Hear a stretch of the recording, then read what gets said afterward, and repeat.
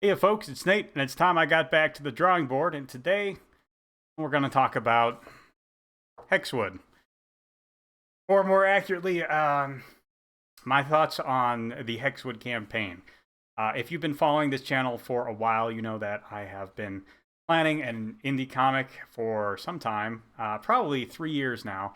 And I've written it, and I drew it, and I put it out there for the world to see, and nobody cared. Um, it's kind of rough, yeah. And I've refrained from commenting too much on the failure of that project, just because I wanted to get my own thoughts in order. It's really tough to spend a lot of time working on a project and find that it meets with apathy. Lots of people can deal with outright mockery. If people hate it, that's almost as good as if they love it. At least then you get a lot of useful feedback, or not useful feedback, depending on who is feeding back. But um, when you get a resounding silence, that is the hardest thing. I have acted on stage for more than 20 years now, and the worst audience is the audience who will not react. I have had those audiences; they are very hard to play to. Um, the best audience is an audience that is alive, that is invested, that's interested in what you're doing. And while I haven't gotten a huge invested audience, I did have a few people, and props to all of them because they did show up for the campaign. But I was hoping that it would spread further from them than it did, and they tried. I had a lot of people who told me they were pulling for me. Um, I know they reshared the campaign at least once in several cases, more than once in some cases. Of course, Tungsten from the modding channel, Tungsten EXE, and Narwhal from Narwhal Books had me on for promotion and live streams. I'm appreciative to them as well. But ultimately, in the end, it didn't come to anything. And I think a large part of that is my fault. And I don't think. Let me clarify what I mean by that.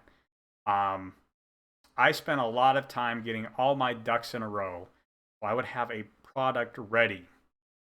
Because I have followed a number of comics projects in the past that had nothing ready and took forever to get me the product. And in one notable case, I still don't have the product. In another, it took almost 3 years for me to get the product. That made me really, really upset with the people who dropped the ball to that extent. Um, they spent a lot of time on other things, and while some of those things were worthy things and some of them were more frustrating things, ultimately they were not getting me um, what I had paid for. Now I know there's an understanding in crowdfunding that you're not shopping as if you were walking through a store and taking a product off the shelves, but you are making an investment, and it's frustrating to see the people you made that investment with not working to pay back that investment. And I definitely saw a lot of that. So I wanted to make sure that I would be ready to pay back people's investment if they were willing to invest in me. And I still believe that that is necessary and important. I want to do as much as I can to ensure that people get their investment back if they are willing to go out on a limb and make that investment. However, it's clear to me that where I fell down was in uh, being a hype man, I guess, for lack of a better term. I'm not very good at that, as you can probably tell by this video. You can see I'm so excited and building up the excitement and all. Yeah, we're gonna go out and no, that's not my thing. I'm not the best at that.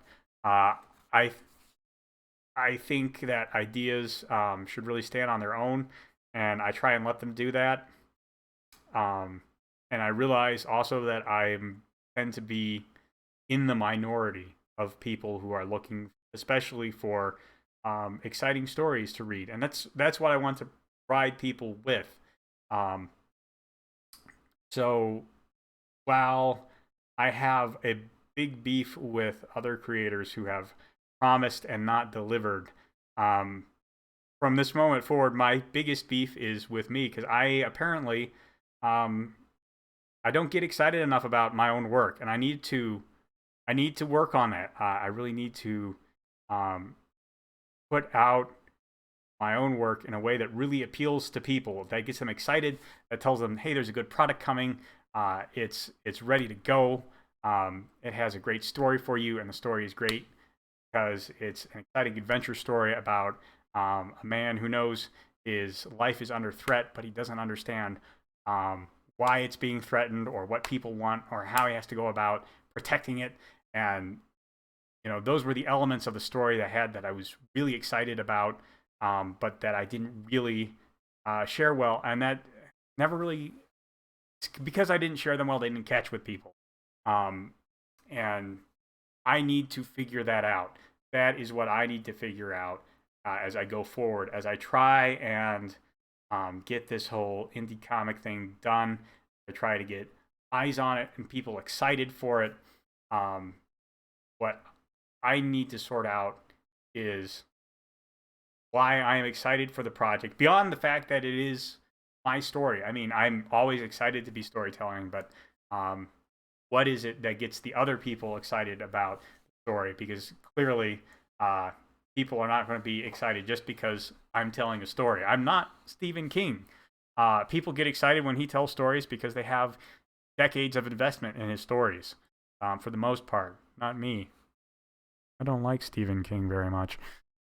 But my point is, people get excited for authors like King or Sanderson or Asimov because they have this connection to the stories that they are looking forward already, and nobody has a connection to my stories yet. They don't have a connection to me as a creator yet.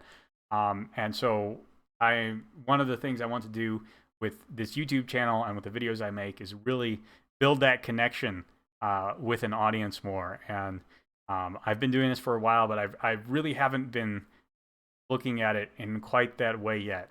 And that is my biggest gripe with myself. And my biggest gripe with any indie comic creator right now is that I am not building the audience that is going to be excited for my stories. Even some of the people who backed Hexwood backed it not because they were excited about my stories, but because they knew me, and I appreciate that. I really do. But it's clear to me now that what I need people to be excited for my stories. And that is the lesson that I learned from the failure of my Hexwood Indiegogo. So there you go. Not exactly the curious content, but hopefully something to think about, because I know there are a lot of authors out there who have good stories to tell, but they can't get people excited about them. And if we really want to share those stories, we need to figure out how to generate that excitement, because there's only a very small audience who will come to your story if they're not excited for it. And that's what I have to share with you today. Hopefully you found that interesting or helpful. If you did, there's a like button and a subscribe button down below. You can use them as you see fit. Let me know what you think in the comment box down below, and I'll talk to you later.